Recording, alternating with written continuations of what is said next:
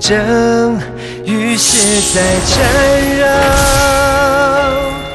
血与泪承载着荣耀，剑一划，速让江山动摇。爱恨之间，总消磨着万世尘缘，正邪之念，就在一线之间。古今豪杰，但求一生傲骨冷冽。回首看，一生轰轰烈烈。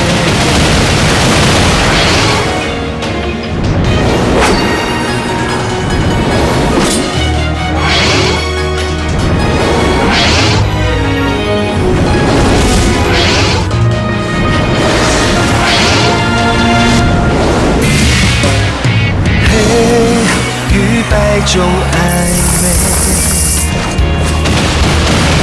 错与对中徘徊，灰与背隐藏着豪杰，与一笑洗尽铅华无悔。爱恨之间，总烙印着宿命誓言。正邪之念，转眼灰飞烟灭。侠盗之间，唯一不能轻易妥协。回首看，一生轰轰烈烈。一开始就一路后退。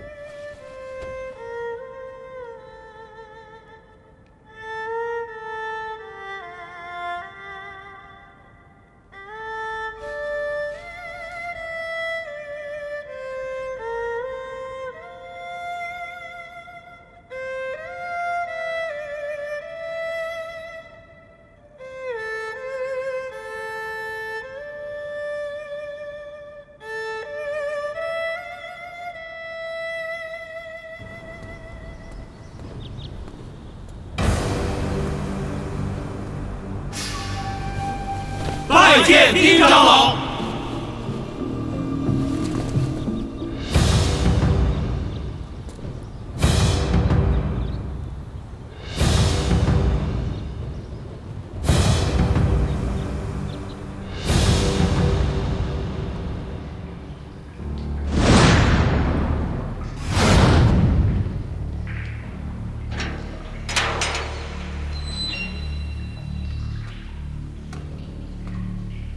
公孙师叔，好久不见啊！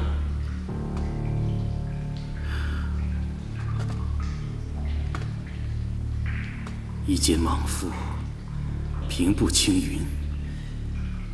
我看你已经不是当初的丁隐了吧？我说过，公孙师叔目光远大，你是我在蜀山里面最投缘的一个。你别猫哭耗子假慈悲了。我现在已是废人，你来找我，有什么目的？我是给你带来一个好消息。好消息？什么好消息？诸葛玉我已经死了。他死了？他怎么死的？他这把老骨头身受重伤，你觉得他能撑得了多久？那丹真子是不是当了掌门？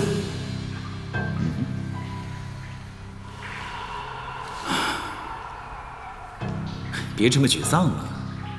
如果你乖乖听我的话，你可能还有机会。哼，还说什么机会？当天是你亲手把我的经脉给打断的，现在跟我说机会，你是不是太好笑了？这只是权宜之计嘛。公孙氏说，你在蜀山蛰伏这么久，多等一刻又怎么样呢？哼，赤魂石的力量真不容小觑。一个一身正气的人，竟然变得心机重重。每个人都有顿悟的时候，现在的我已经顿悟了。我在想，与其做一个烂好人，为什么不心狠手辣一点，把愧于我的人捏在手心里面？我有我的目的，你有你的千秋美人。如果我们好好合作，何乐而不为呢？哼，那你说来听听啊。你还记得上官景我当年失去一条手臂是怎样恢复的吗？血影神功。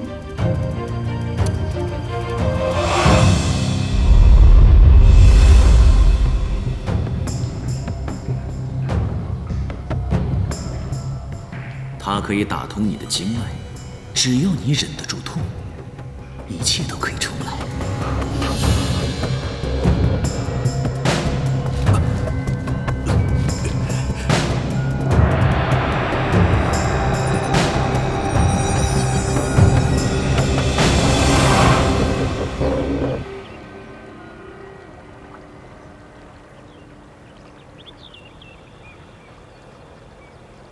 过去的10几年里，与你吵吵闹闹，原本以为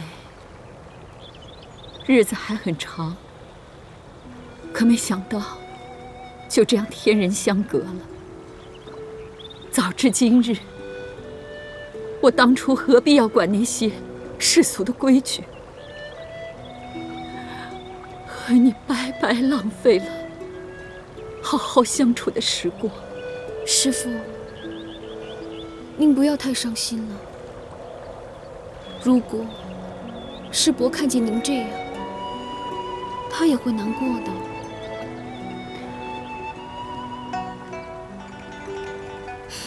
好，我们都不哭，我们不让师伯担心。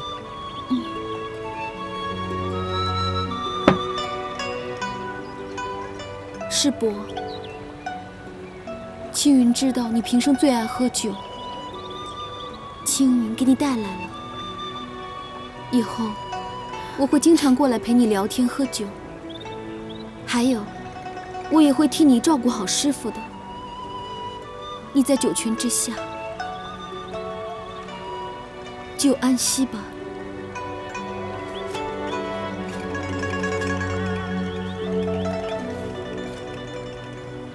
青云，为师要闭关修复紫影剑，在为师修复闭关期间，不能有任何人来打扰，否则宝剑和人俱毁。不行，这么说，修复紫影剑太危险了。您为何要冒这么大的险呢？难道没有别的办法了吗？掌门在世的时候，曾让你下山寻剑，这3把神剑，跟蜀山守护苍生的使命息息相关。为师决定修复紫影剑，也算是对过世掌门的一个交代。修复紫影剑如此凶险，青云却连饭也不能给您送去。青云实在太没用了。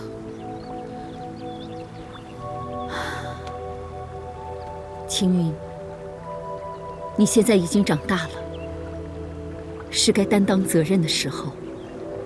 为师，暂将栖霞峰转交给你管理，希望你不要让为师失望。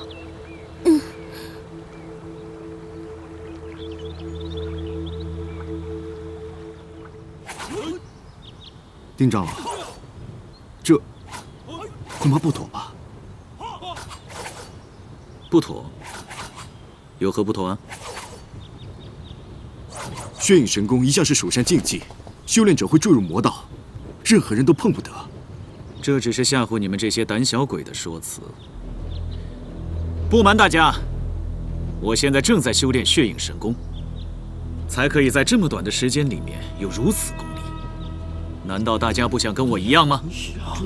丁长老天赋异禀，又有赤魂石在体内，我们怎么可以相提并论呢？人绝不可以妄自菲薄。我告诉你们各位，你们每个人都是蜀山培养出来的好弟子，每个人都经过了重重的磨难和历练。可是历代掌门保守，唯恐血影神功流传，引起武林风波，才将其视为秘密。但现在风波已起，如果大家还不努力的话，岂不成了岸上诅肉，任人宰割？自古以来弱肉强食，我们蜀山现在已经受到了重创。对于我们来说，已经是一个警醒。所以现在我们更应该强大起来。我作为点苍峰的长老，愿意把这份力量跟大家分享。大家众志成城，将蜀山剑派发扬光大。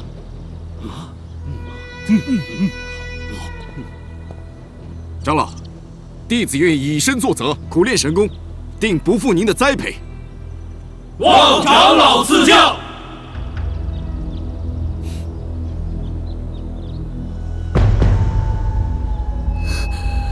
不可以！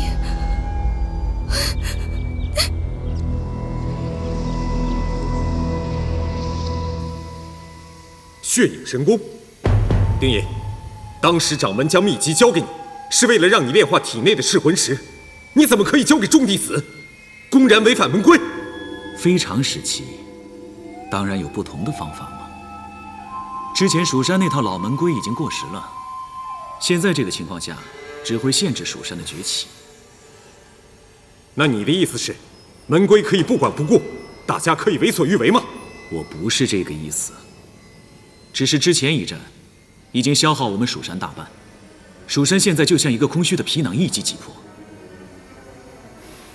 我教大家血影神功，就是希望能在最短的时间里面把蜀山的战斗力提升，这有什么不对？万一哪天又来一个魔宗，岂不是蜀山又要任人宰割？若不是亲耳所闻，我真的很难相信这些话是从你嘴里说出来的。当时青云向我禀报，我不相信，没想到这竟然是真的。原来是青云告的状。丁大哥，我只是担心你啊。没有什么好担心的，掌门，我的心思很简单，我只是觉得好东西就该拿出来和大家分享，不应该一个人独吞。前任掌门托我重任，我丁隐感激于心，现在继续传承，也是我的一番心意。掌门，如果你也想练血影神功，我立即把秘籍封上。血影神功十分危险，稍有不慎便会走火入魔。你应该明白，即使神功再威力无比，也不应该传授给这些刚入门的弟子。你这是想要了他们的命。神功练成与否，在于心性。如果心术正的话，就不怕走火入魔。你看我现在不是好好的吗？不然当初你也不会推荐我做点苍峰长老。掌门，你这么担心，是不是在怀疑我们蜀山的弟子心性不坚定？掌门，丁长老自接任点苍峰以来，一心教导众人，我们相信以丁长老的实力，定会潜心修习，不扰心智。弟子愿意冒险，在丁长老的教导下练习神功。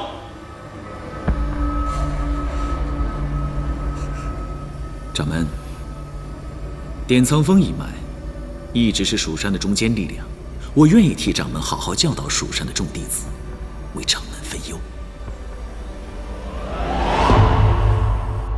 那个人一点都不像原来的丁大哥了。以丁隐的秉性，他不会说出那样的话。一定是赤魂石在作怪。大师兄，那天在阴风谷到底发生什么事了？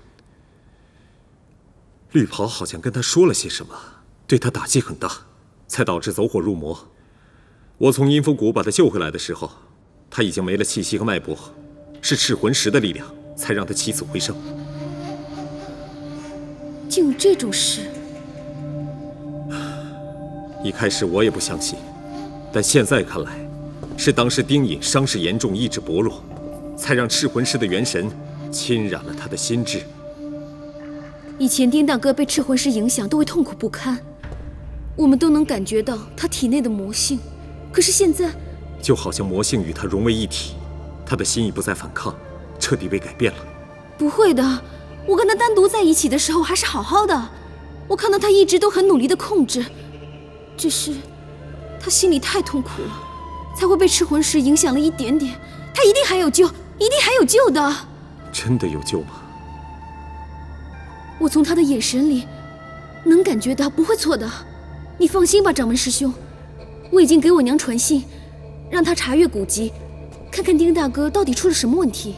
如今蜀山正是多事之秋，我刚刚接任，要处理的事务堆积如山，一时间还真有点焦头烂额。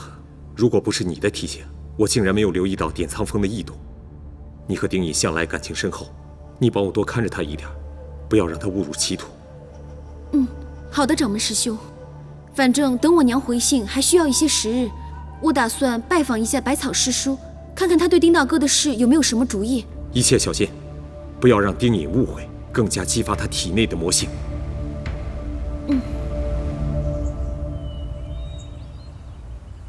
煮了半天，就这么一小颗啊！我倒是能煮出一大锅来，你能为那个丁隐全吃下去啊？我错了，谢谢百草师叔。起笑了再谢吧。如果你说的情况属实，丁隐这次情况恐怕是很严重，赤魂石也不太好控制啊。不会的，我一定会治好他的。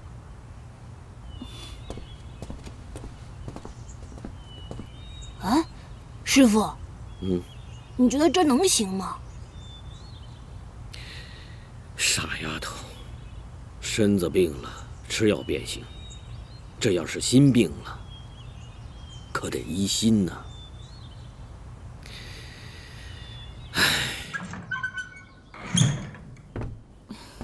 丁大哥，我是来赔罪的。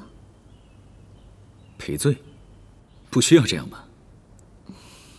要的，怎么不需要呢？来。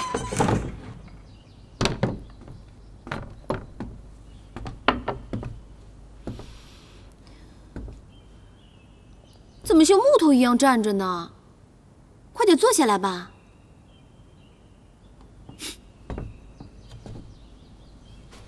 这个不会是鸿门宴吧？丁大哥，我之前是一时不能理解你，所以才跑到大师兄那边去告你状的。后来我仔细的想了一下，我想你这么做一定有你的道理的。咱们算是生死之交，总不能因为这个小小的误会就影响我们的关系吧？你真的是这么想？谁不想蜀山好呢？之前小张总是说我太过保守，做什么都规规矩矩的，成不了大事。你这么做，冒这个险，也许是值得的。反正丁大哥肯定是想为我们蜀山好。当然了，我跟你说过，我一心想为蜀山好。这个桂花饼是我亲手做的，花呢是在栖霞峰后山采的，现在开的正是时候。你快点吃一口，保准你满口留香。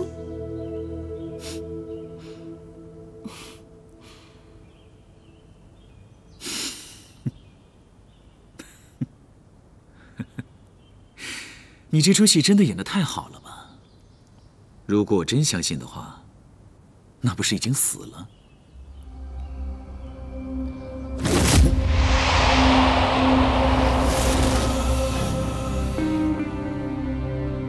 丁大哥，你听我说，我是太担心你了，你身上的魔气太重了，我是怕赤魂石影响了你的心智，所以才找百草师叔帮忙的。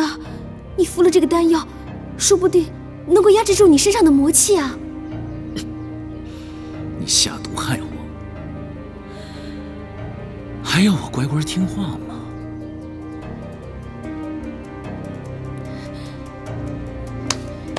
丁大哥，我是真的担心你，我怎么会害你呢？我做这一切都是想帮你，想为你好。想帮我？为我好？却下毒来害我？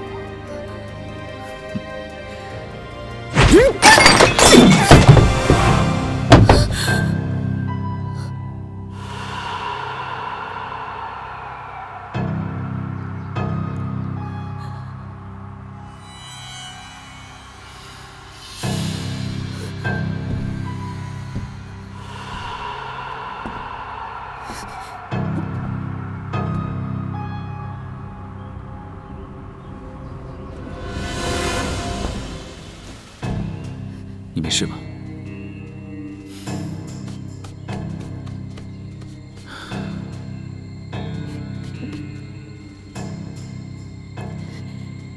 所有人欺骗我、利用我都可以，但是你不可以。我希望你以后不要再骗我。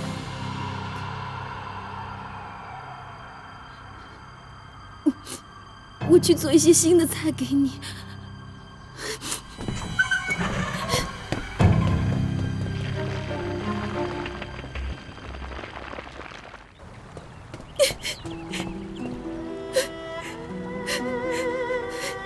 丁大哥，我求你，你不要再这样。你这个样子，青云真的好害怕。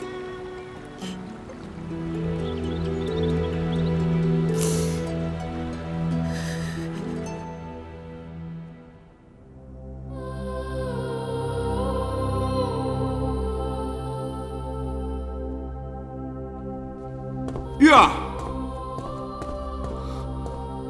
玉儿，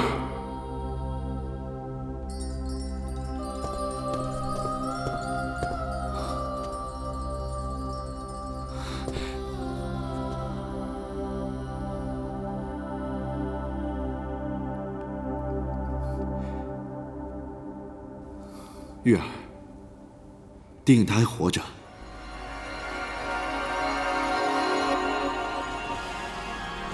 他还活着。我放出去的手下从蜀山打听回来消息，丹臣子带着丁颖回到蜀山，丁颖就奇迹般的起死回生了。现在，丹臣子接任蜀山的掌门，丁颖成了典藏峰的长老。你确定？嗯。太好了，他还活着。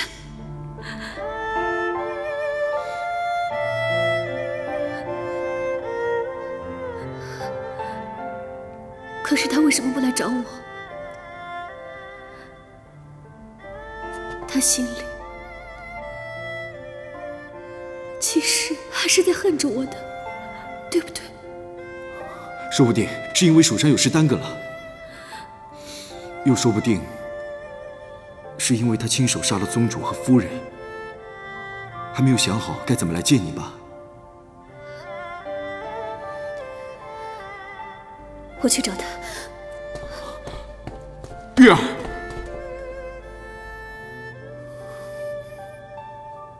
丁颖现在需要你，阴风谷也同样需要你。宗主离世之后，神宗上下人心惶惶，很多人都不知道该何去何从。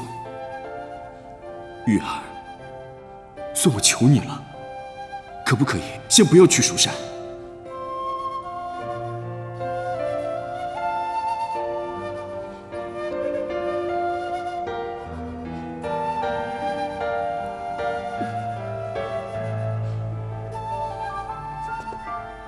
你说的对，烈影神宗是我爹一生的辛苦经营，无论如何，我都要给他一个交代。召集所有门徒，在大殿集合，我有话要说。好。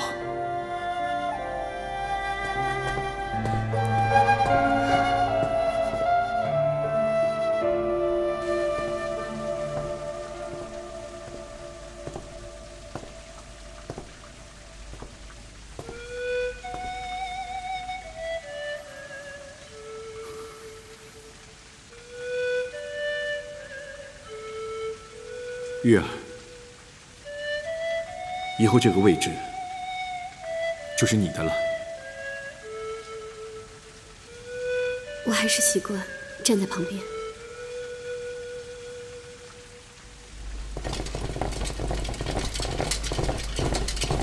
参见大小姐。烈影神宗入中原以来，为江湖所不齿，被视为邪教。你们本是平民百姓，有家庭，有子女。但是自从被我爹抓进了阴风谷之后，便失去了自由。为神宗卖命，但也做了许多违背良心的坏事。其实这一切，只是因为我爹被仇恨蒙蔽了双眼，为了复仇不择手段。虽说他也是可怜之人，但是扭曲的心智，也终于将他推进了无尽的深渊。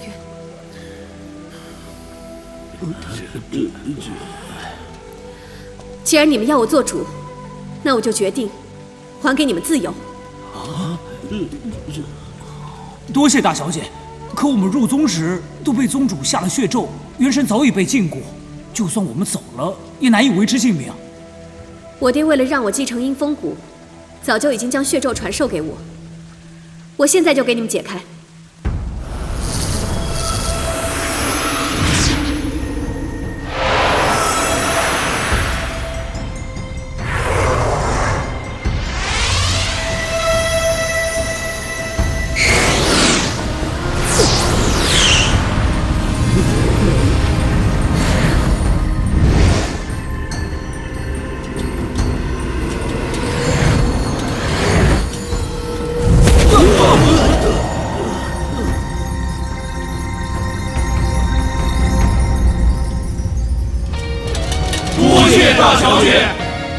血咒已破，从今以后，阴风谷再也禁锢不了你们。你们可以走了。大小姐，你让我们回去，我们该去哪里啊？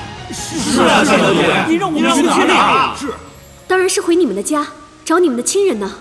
当初被宗主抓到这阴风谷，我们早已家破人亡，哪里还有回去的地方？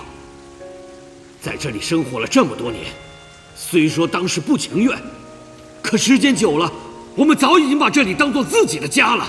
是啊，大小姐，是啊，大小姐，不愿意走，并非我们要从恶，可是外面的世界又好到哪里去啊？我们早已了无牵挂，这阴风谷好歹是栖身之所，大小姐，就让我们留下吧。是啊，大小姐，就让我们留下吧，留下吧。乌龟，这该如何是好？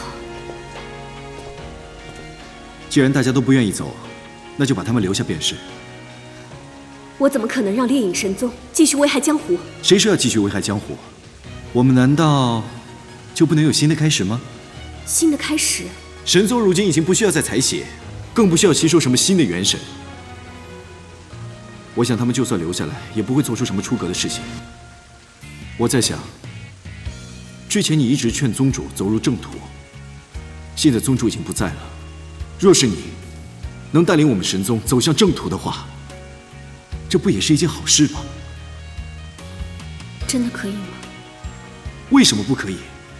我五鬼虽然做惯了坏人，但是只要你玉无心一挥手，我照样鞍前马后，尽心辅佐。我等愿意追随大小姐，鞍前马后，尽心辅佐。众望所归，就不要再推辞了。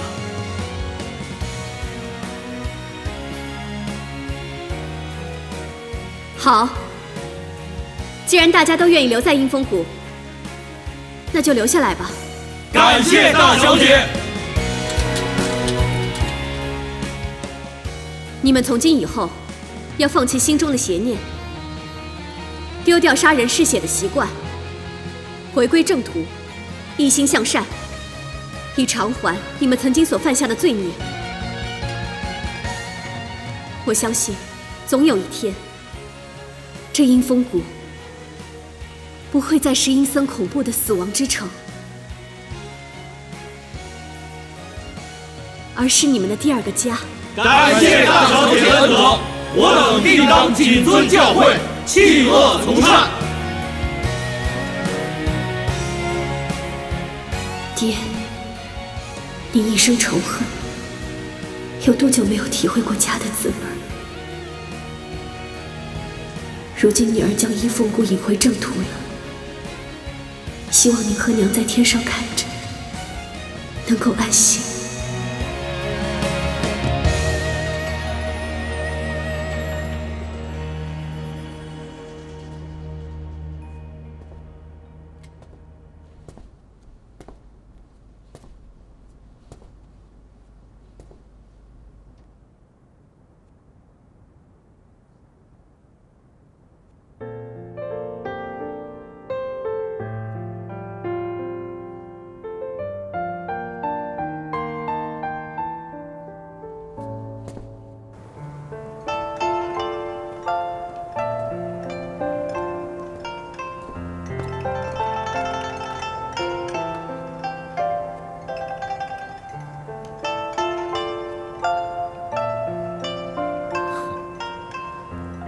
我就知道你还是会走。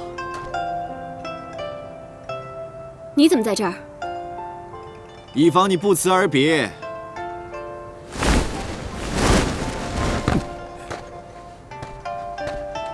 你真打算去找他？你不怪他？他可是你的杀父仇人。我爹娘曾经为了仇恨受尽折磨，也折磨了不少人。丁颖便是其中之一。人这一辈子，爱还来不及，若像我爹一样满是仇恨，岂不是很辛苦？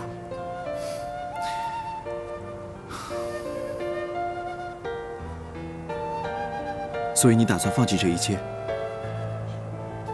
如今对于我爹来说，这或许是一种解脱，也算是上天对他的惩罚吧。从一开始我就不愿意勉强你，只要你快乐，比留在我身边更重要。如果你真的想好了，我不拦你。你见到他以后，准备做什么？未来有太多不确定的东西，我还不知道。我知道，我说出来之后，你肯定还是会拒绝我，但我还是想问你一句，你能不能让我……之前我都说过了，阴风谷还需要你，不过要约法三章，不要再做伤人性命的事情。你放心吧，也不需要了。在外面如果遇到任何困难，随时回来。阴风谷永远是你的家。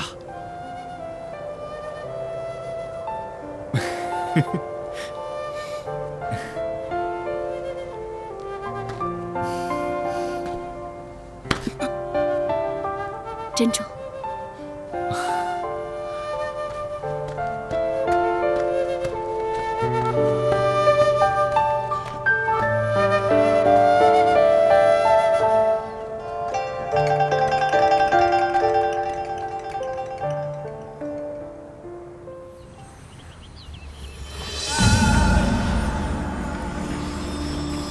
从今天开始，我们点苍峰自行修炼血液神功，以天下正道为己任，守护苍生，心念所归，无惧无退。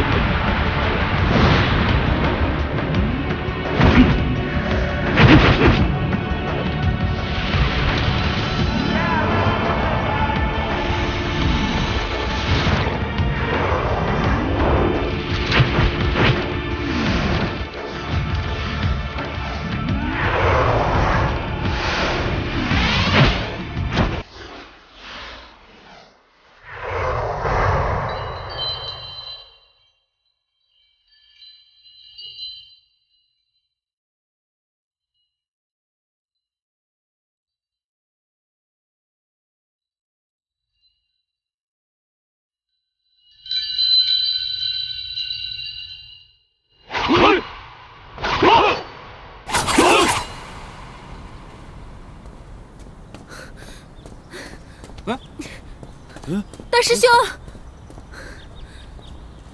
你到底要躲我躲到什么时候？你怎么来了？我不来，你也不会去见我吧？去别的地方说。我不去，我就要在这儿把话说清楚。你我早有婚约，这些大家都知道的。现在你当上掌门了，我爹死了，你就不认了是不是？这件事情我一定会安排妥当的。你怎么安排妥当？你现在明明就是想一拖再拖。你别这么无理取闹好吗？我无理取闹，是你出尔反尔吧？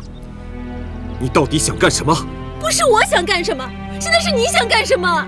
你这个人一直都是这么自私，从来不知道反省自己的过失，觉得全天下的人都得围着你转是吧？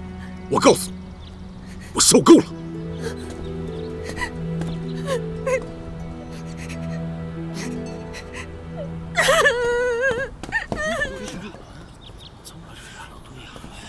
怎么回事啊？你们看，我真想不通，这新掌门是这样忘恩负义的人。他没有成亲，就拖长了禁果，让子英受伤。怎么会这样？真的？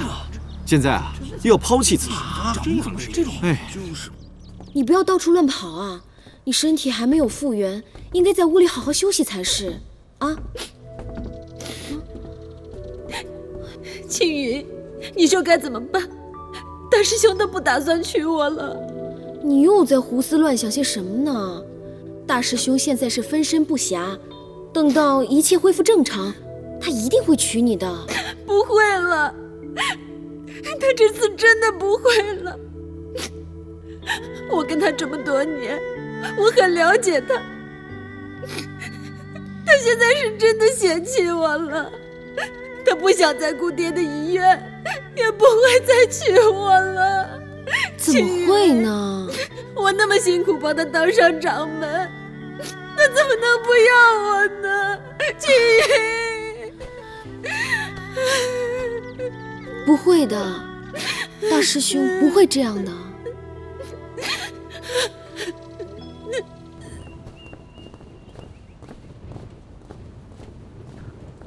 千掌门说的对，丹臣子年少气盛，行事不够稳重。没想到咱们才折腾2下，他就坐不住了。丁长老果真是明辨人心，当时我就顺势对师兄弟们说，现任掌门忘恩负义，过河拆桥。他们可有什么反应？正所谓人言可畏，简单的几句话就传得有模有样。那太好了。只要我们加把劲儿，我们的目的很快就会达到。那丁长老下一步的计划是什么？先不要着急，我先去看看你师父。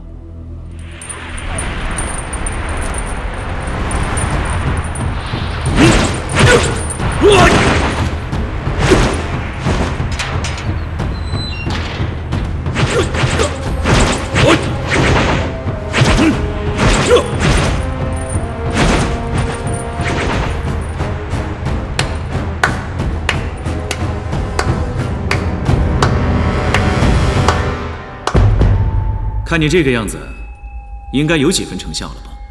什么时候放我出去啊？难道我送你血影神功，你还不满意？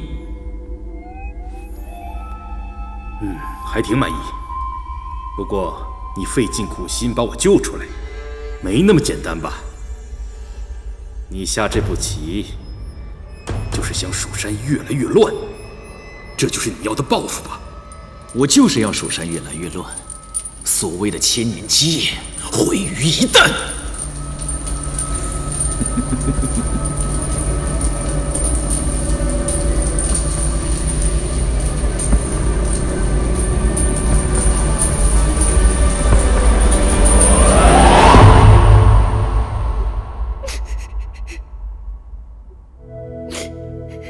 爹，大师兄他不要我了。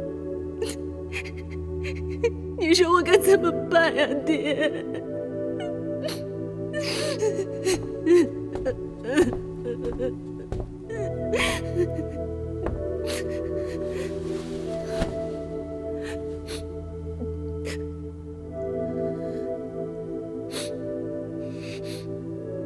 白天的事情我都听说了，一切都是小张的错。我替我这个兄弟跟你说声对不起。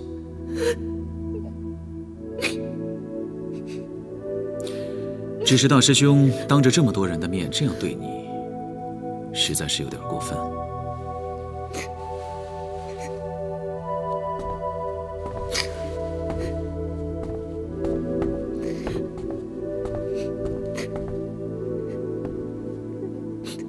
爹，你看到吗？这就是你的好徒儿。其实我觉得掌门之死有一些问题。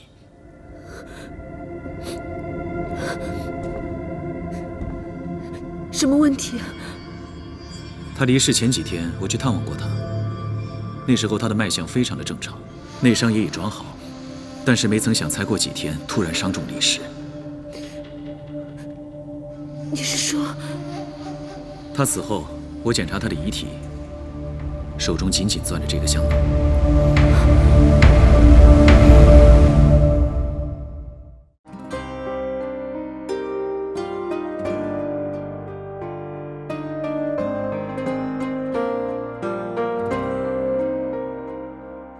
你的泪沾湿了大海，我真的很无奈。